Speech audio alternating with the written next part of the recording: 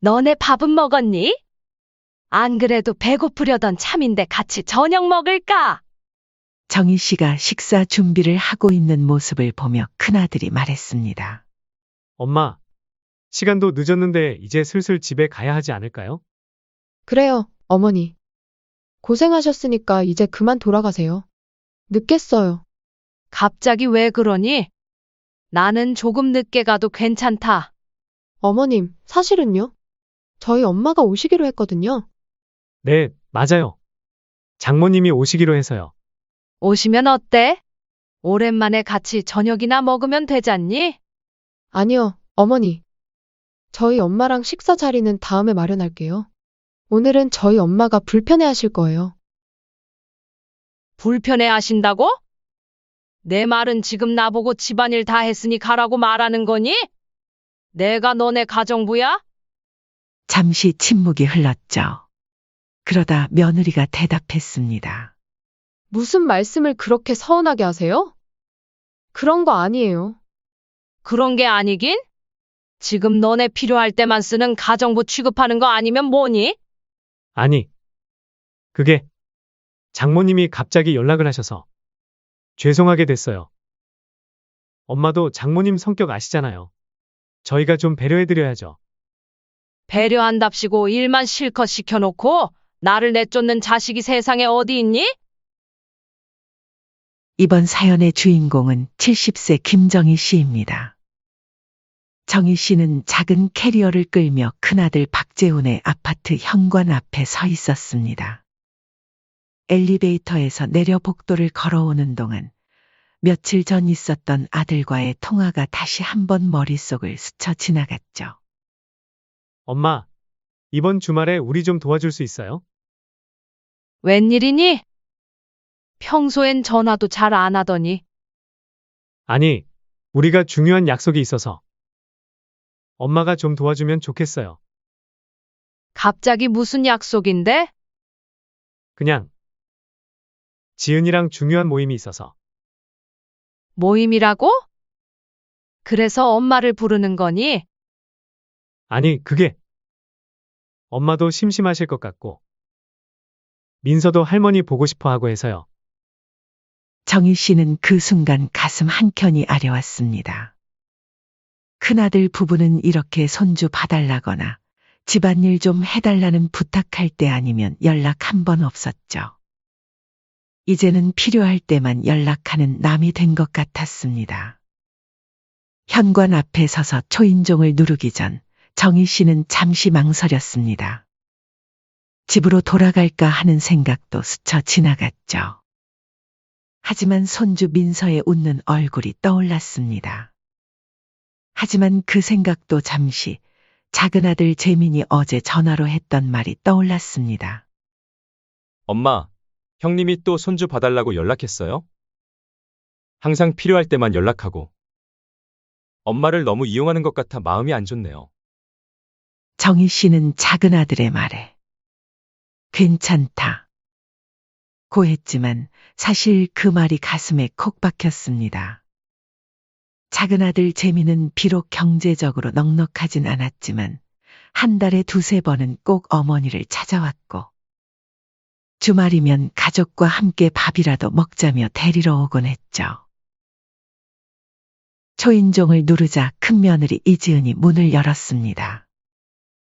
어머님, 오셨어요? 길은 안 막히셨어요? 환한 미소로 맞이하는 며느리의 얼굴이었지만 어쩐지 그 미소가 너무나 가식적으로 느껴졌습니다. 별로 안 막히더구나. 정희 씨가 대답하자 며느리는 한숨을 돌리는 듯 했습니다. 다행이에요. 어머님 덕분에 저희가 한숨 돌리게 됐어요. 솔직히 다른 분한테 부탁할까도 했는데 역시 어머님이 제일 편해요. 돈도 안 들고요. 호호, 농담이에요, 아시죠? 돈도 안 든다고? 정희 씨는 순간 얼굴이 화끈거렸습니다. 아무리 농담이라지만 정말 자신이 공짜 식모라도 되는 것 같은 기분이었죠. 현관문을 들어서는 순간 집안의 아수라장이 눈에 들어왔습니다. 거실 테이블 위에는 큰아들 내외가 먹다 만 듯한 배달 음식 봉투가 여기저기 널브러져 있었고, 싱크대에는 며칠은 됐을 법한 설거지거리가 산처럼 쌓여 있었죠. 식탁 위에는 곰팡이가 핀 듯한 음식 그릇들도 보였습니다. 어머님, 죄송한데 주방 좀 정리해 주실 수 있으세요? 제가 요즘 너무 바빠서. 며느리가 말했습니다. 그리고 냉장고도 좀 봐주세요. 민서가 할머니가 해준 음식 먹고 싶다고 어찌나 조르던지. 이왕 해주시는 거 많이 좀 해주고 가시면 좋을 것 같아요. 정희 씨의 마음속에 작은 아들 재민의 집이 떠올랐습니다. 작은 아파트였지만 항상 깔끔하게 정돈되어 있었고, 작은 며느리 수연은 정희 씨가 방문할 때마다 어머님, 편히 쉬세요. 여기까지 와서 또 일하시려고 하지 마세요. 라고 말하곤 했죠. 아, 그리고 어머님. 큰 며느리가 지갑에서 카드를 두 손가락에 끼워 건네며 말을 이었습니다. 장도 좀 봐주세요. 식재료가 하나도 없어서. 민서 간식거리도 사다 주시고요. 어머님이 사주시는 게 제일 맛있대요. 그리고 청소도 좀 해주세요. 요즘 미세먼지가 심해서 민서가 자주 기침을 해요. 어머님이 청소해 주시면 너무 깨끗해서 좋더라고요. 정희 씨의 마음속에서 서러움이 조금씩 차올랐습니다. 손주를 봐달라고 해서 왔는데, 이제는 청소부의 장복이 대행까지 하는 신세가 된 것 같았죠. 그리고 문득 떠올랐습니다. 이 아파트 바로 자신이 평생 모은 돈으로 큰아들에게 사준 것이었습니다. 남편과 함께 어렵게 모은 돈으로 마련한 서울의 아파트였죠. 결혼할 때 자동차 구입비와 며느리 혼수 비용까지 모두 지원해 주었는데, 이제는 이렇게 하녀 취급을 받고 있었습니다. 정희 씨는 카드를 받아들며 속으로 한숨을 삼켰습니다. 할 말은 많았지만 참고 있었죠. 그때 방에서 뛰어나온 손주 민서가 정희 씨의 다리를 붙잡았습니다. 그나마 손주의 순수한 미소가 위안이 되었죠. 할머니, 아이의 눈빛에서 진심 어린 기쁨이 느껴졌습니다. 정희 씨는 잠시 모든 서운함을 잊고 손주를 안아 올렸습니다. 우리 민서 배 안 고파? 할머니가 맛있는 거 많이 해줄게. 그때 현관문 쪽에서 소리가 들렸습니다. 큰아들 재훈이 정장 차림으로 나타났습니다. 엄마, 왔어요? 저희 이제 출발해야 할 것 같아요. 큰아들은 어머니와 제대로 된 인사도 나누지 않고 시계만 쳐다봤습니다. 그래, 어디 가는데? 아, 친구들 모임이요. 중요한 자리라. 아, 맞다. 큰 며느리가 서둘러 말했습니다. 민서 유치원 가방도 좀 챙겨주세요. 월요일 유치원 보내실 때 필요하실 거예요. 그리고 숙제도 좀 봐주시고요. 저번에 어머님이 안 봐주셔서 선생님한테 혼난 적 있잖아요. 그리고 어머님, 민서 간식은 적당히만 주세요. 저번처럼 과자 많이 주시면 안 돼요. 건강에 안 좋거든요. 그렇게 말하고는 현관문을 닫아버렸죠. 방 안에 홀로 남은 정희 씨는 한동안 그 자리에 서 있었습니다.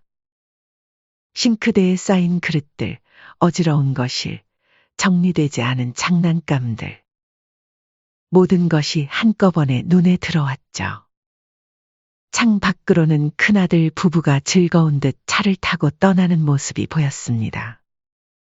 정희 씨는 손주를 안고 창밖을 바라보다 문득 휴대폰이 울리는 소리를 들었습니다. 화면을 보니 작은 아들 재민이었죠. 어머니, 잘 도착하셨어요? 형님네 집은 어때요? 정희 씨는 잠시 말을 잊었습니다. 그동안 참았던 서러움이 목구멍까지 차올랐지만 애써 담담한 목소리로 대답했죠. 응, 잘 도착했어.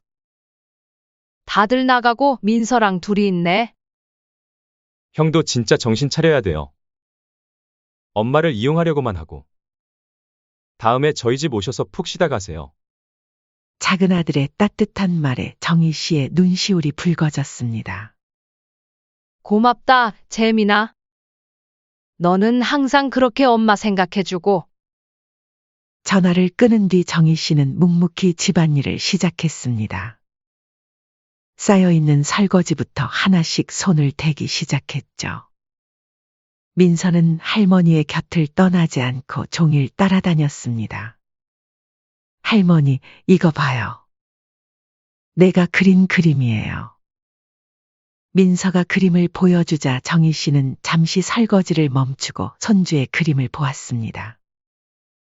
와, 우리 민서 정말 잘 그렸네. 이게 무슨 그림이니? 이건 할머니랑 저예요. 우리 같이 놀고 있는 거예요. 정희 씨는 그림을 보며 미소 지었습니다. 그림 속에는 두 사람만 있었죠. 아빠도 엄마도 없이 할머니와 민서만 그려져 있었습니다. 설거지를 마치고 빨래를 돌린 후 민서의 장난감을 정리하고 집안 청소까지 모두 마쳤습니다. 그러다 문득 시계를 보니 어느새 하루가 지나고 오후 4시가 다 되어가고 있었죠. 민서야, 배고프지? 할머니가 금방 저녁 차려줄게. 하지만 그때였습니다. 갑자기 현관문 비밀번호 누르는 소리가 들렸죠. 예상보다 일찍 돌아온 큰아들 부부였습니다.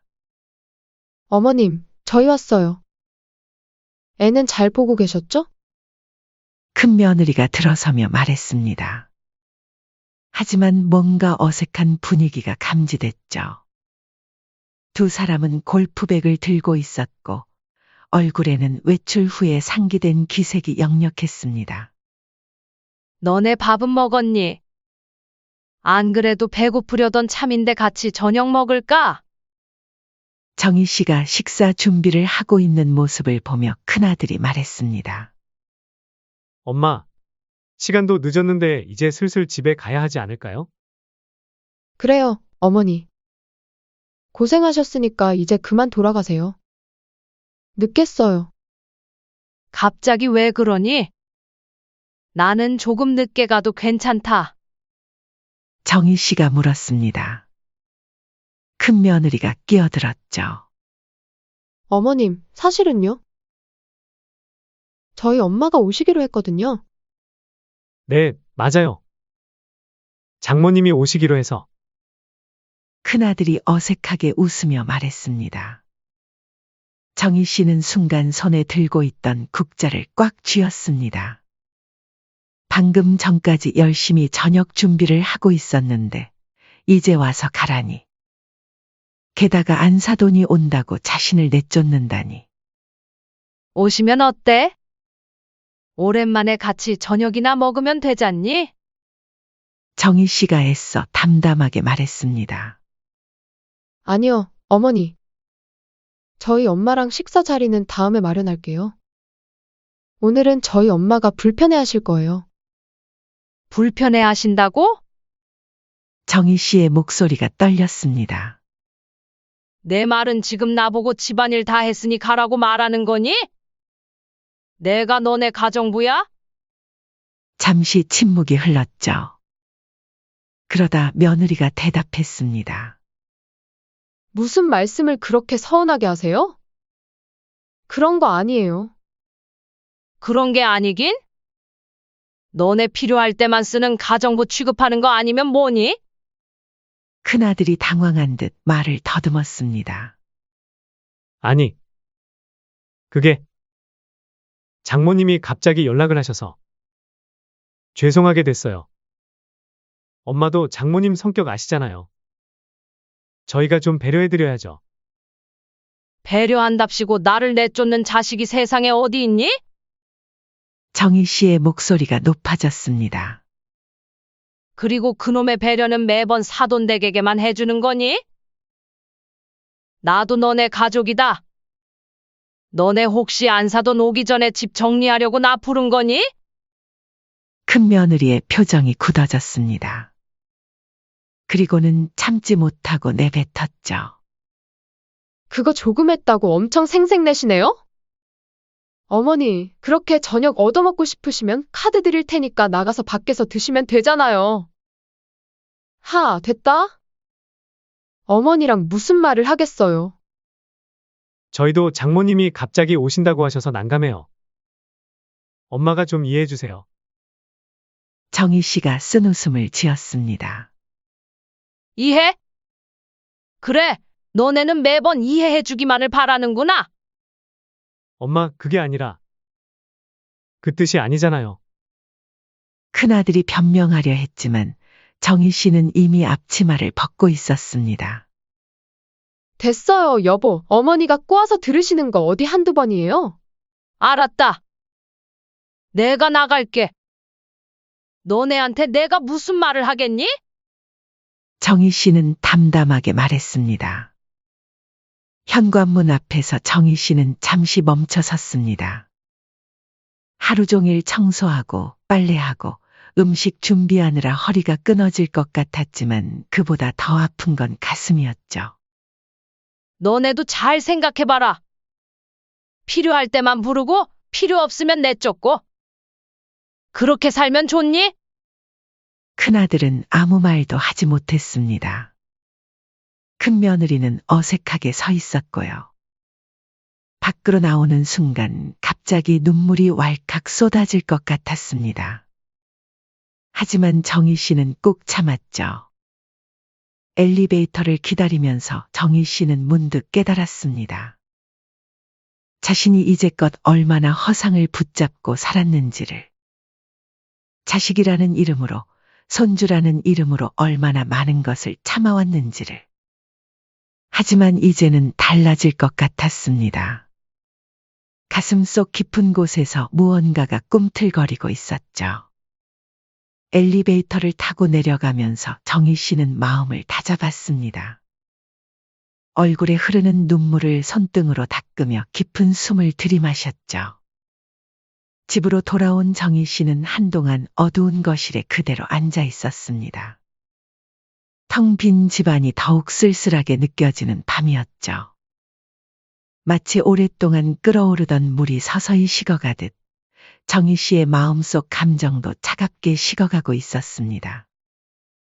그때 휴대폰이 울렸습니다. 큰아들의 이름이 떴죠. 엄마, 잘 들어가셨어요? 문자 한 줄. 그것이 전부였습니다. 그 뒤로 다시 울리는 휴대폰.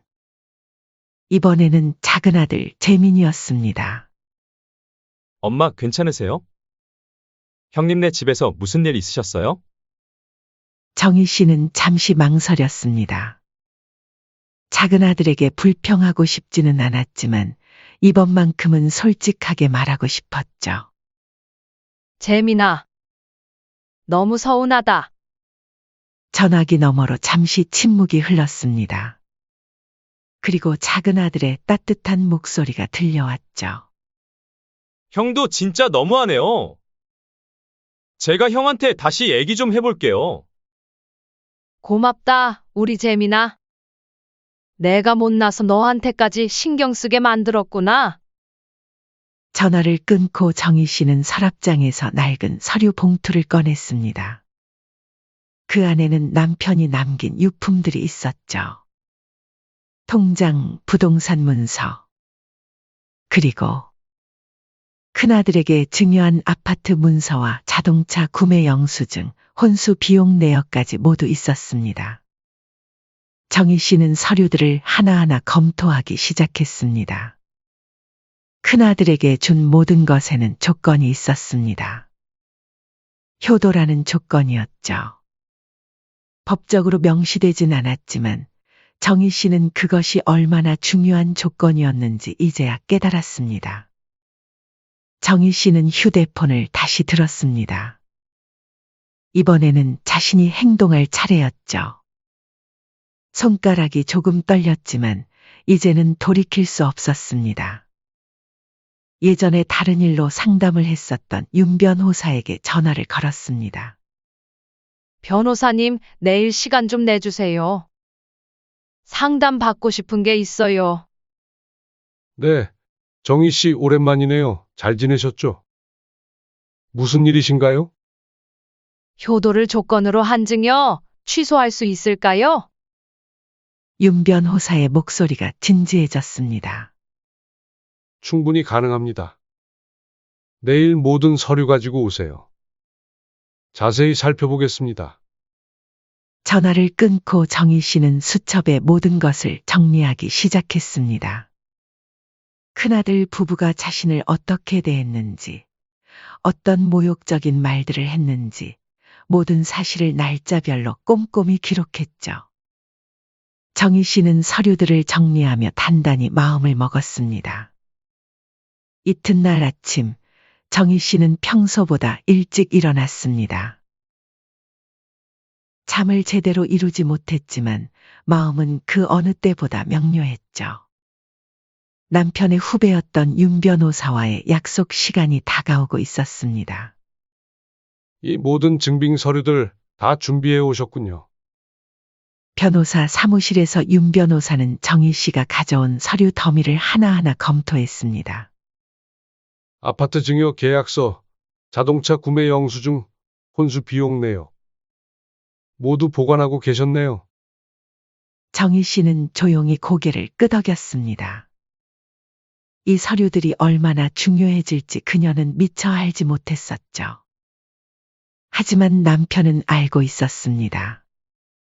그래서 그 모든 것을 깔끔하게 정리해두고 떠났던 것입니다. 정희 씨, 이런 경우에는 법적으로 조건부 증여에 해당할 수 있습니다. 특히 증여를 할 때 부양이나 효도를 전제로 했다면 더욱 그렇죠. 민법상 증여는 수증자의 배은망덕이나 중대한 의무 위반이 있을 경우 철회할 수 있습니다.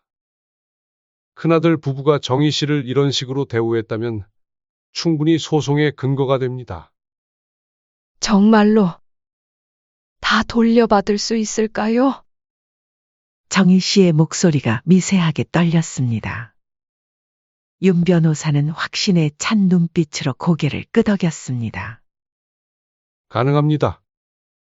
아파트는 물론이고 자동차와 혼수 비용까지 모두 반환 청구가 가능해요. 다만 법적 절차가 필요하니 시간이 좀 걸릴 수 있어요. 정희 씨는 잠시 생각에 잠겼습니다. 큰아들 내외를 완전히 무너뜨리게 될 이 결정, 정말 내려야 하는 것일까? 하지만 어제의 모욕적인 상황이 다시 떠올랐죠. 돈도 안 들고. 그거 조금 했다고 엄청 생색내시네요? 어머니, 그렇게 저녁 얻어먹고 싶으시면 카드 드릴 테니까 나가서 밖에서 드시면 되잖아요.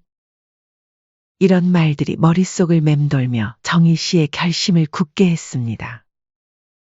윤 선생님, 시작하죠. 모든 걸 돌려받고 싶어요. 윤 변호사는 미소를 지으며 고개를 끄덕였습니다. 좋습니다. 오늘부터 소송 준비를 시작하겠습니다. 우선 내용 증명부터 발송해야겠군요. 시간이 흘러 큰아들의 집으로 법원 내용 증명 우편이 배달되었습니다. 그날 오후 정희 씨의 휴대폰이 미친 듯이 울렸습니다. 진동하는 휴대폰 화면에는 재훈이라는 이름이 반복해서 떴죠.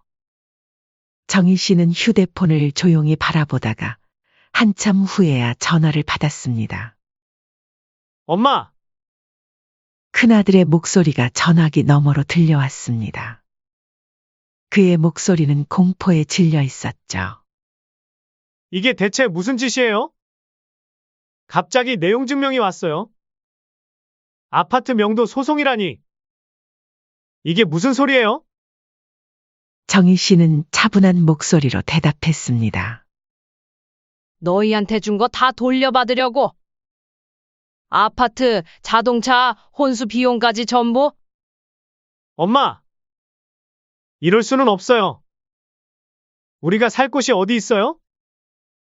애도 있는데 그건 너희가 알아서 할 일이지?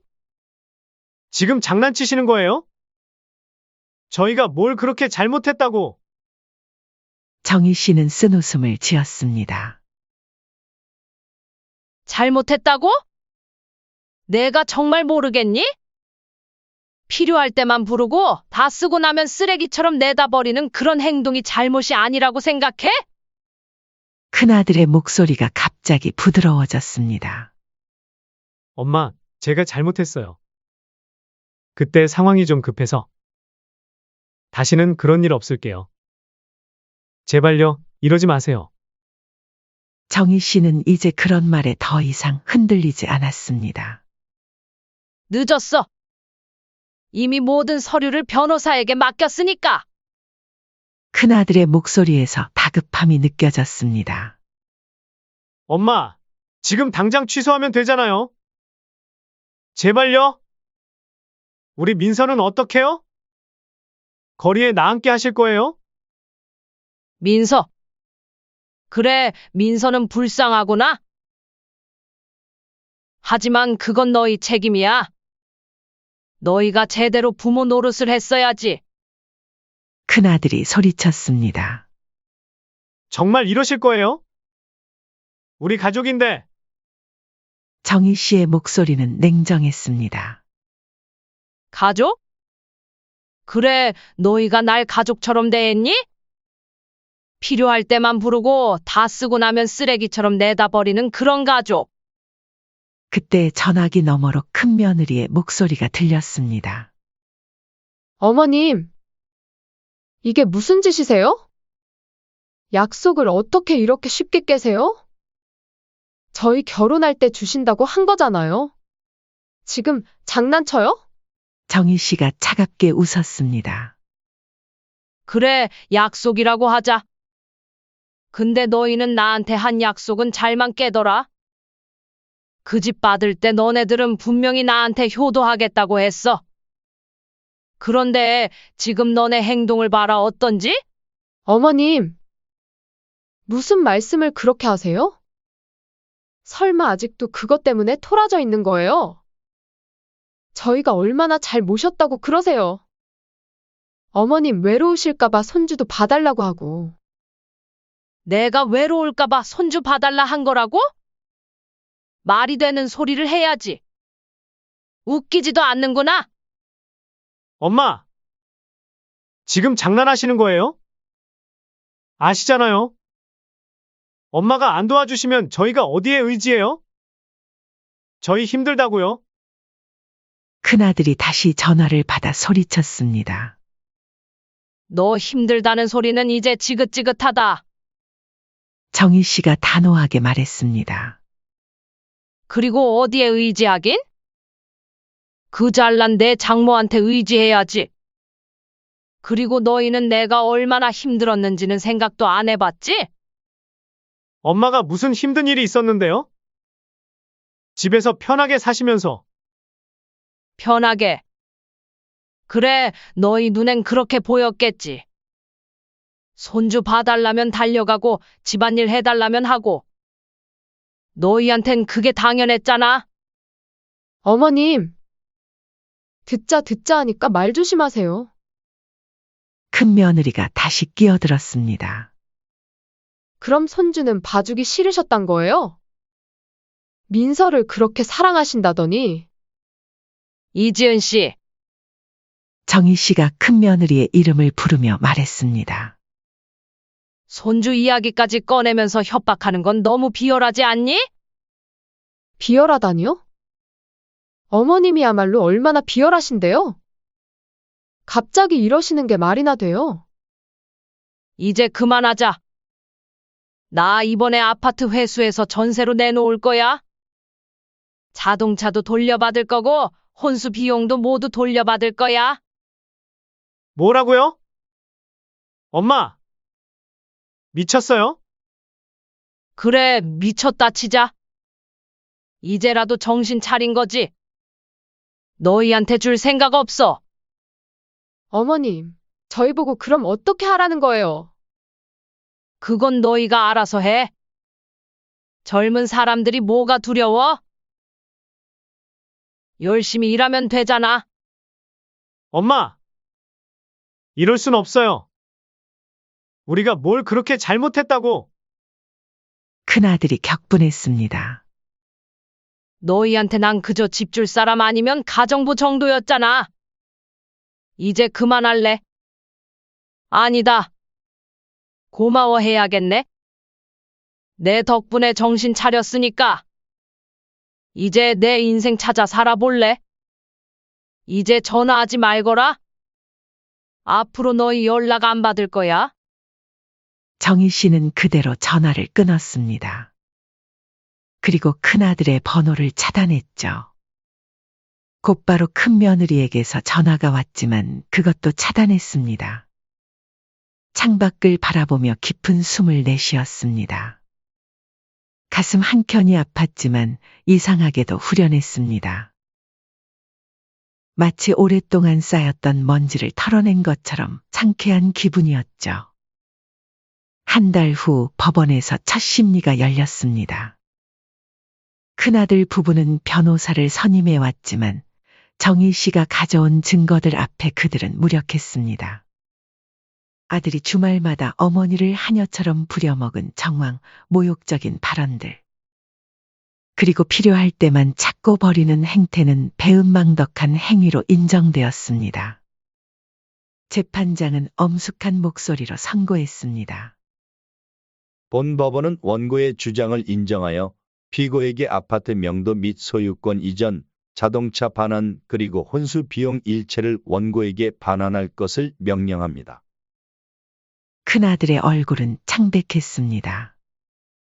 그는 어머니를 향해 마지막으로 애원의 눈빛을 보냈지만 정희 씨는 이미 고개를 돌려 재판장을 바라보고 있었습니다. 법정을 나서는 길, 정희 씨는 작은 아들 재민의 따뜻한 손길을 느꼈습니다. 재민은 어머니의 재판을 지지하며 곁에서 계속 힘이 되어주었죠. 어머니, 마음이 많이 아프시죠?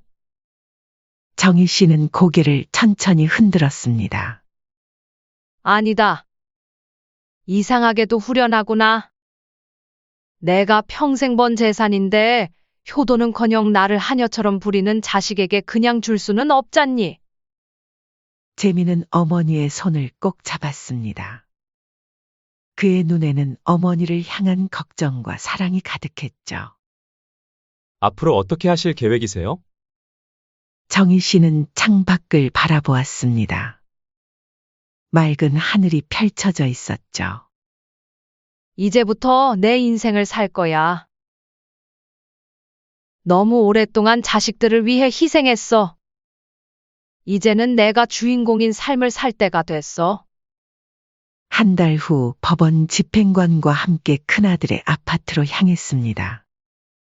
강제 집행의 날이었죠. 법원의 판결에 따라 오늘부로 이 아파트의 명도 집행을 시작하겠습니다. 집행관이 현관문 앞에서 선언했습니다. 큰아들 부부는 이미 짐을 대부분 빼놓은 상태였고 민서는 큰며느리의 친정에 맡겨져 있었습니다. 엄마, 한 번만 더 생각해 주세요. 큰아들이 마지막으로 애원했습니다. 너희가 날 내쫓았을 때처럼 이번엔 너네가 나가야 할 시간이다. 큰며느리는 눈물을 흘리며 현관문을 나섰습니다. 큰아들은 마지막까지 무릎을 꿇고 애원했지만 정희 씨의 결심은 확고했습니다. 다음 주까지 자동차도 반납하고 혼수 비용도 돌려줘. 그렇지 않으면 다시 법원에 신청할 거야. 그들이 떠난 후 정희 씨는 빈 아파트를 둘러보았습니다. 한때 자신이 평생 모은 돈으로 사준 아파트였지만 이제는 그녀의 것이 되어 있었죠. 그리고 이 아파트는 새로운 의미를 갖게 될 것이었습니다. 그날 저녁 정희 씨는 작은 아들 재민과 통화를 했습니다. 어머니, 아파트는 어떻게 하실 거예요? 전세로 내놓을 생각이야. 그리고 받은 돈으로 내가 좀 더 작은 집으로 이사할까 해. 나머지는요? 정희 씨는 잠시 생각에 잠겼습니다. 내 가족에게 줄 거야. 너네는 항상 나를 진정한 가족으로 대해줬으니까. 진짜 효도하는 자식에게 주는 게 맞지 않겠니? 전화기 너머로 재민의 목소리가 떨렸습니다. 어머니, 그러실 필요 없어요. 저희는 그냥 어머니가 행복하셨으면 좋겠어요. 그게 바로 내 행복이야. 진정한 가족에게 보답하는 것. 그게 엄마를 행복하게 해. 그날 밤 정희 씨는 오랜만에 편안한 잠을 이뤘습니다. 그녀의 꿈속에서 남편이 미소 지으며 나타났죠. 여보, 잘했어요. 이제야 자신을 위한 삶을 사는군요. 정희 씨는 꿈속에서 미소 지었습니다. 이제야 진정한 의미의 자유를 느끼고 있었죠.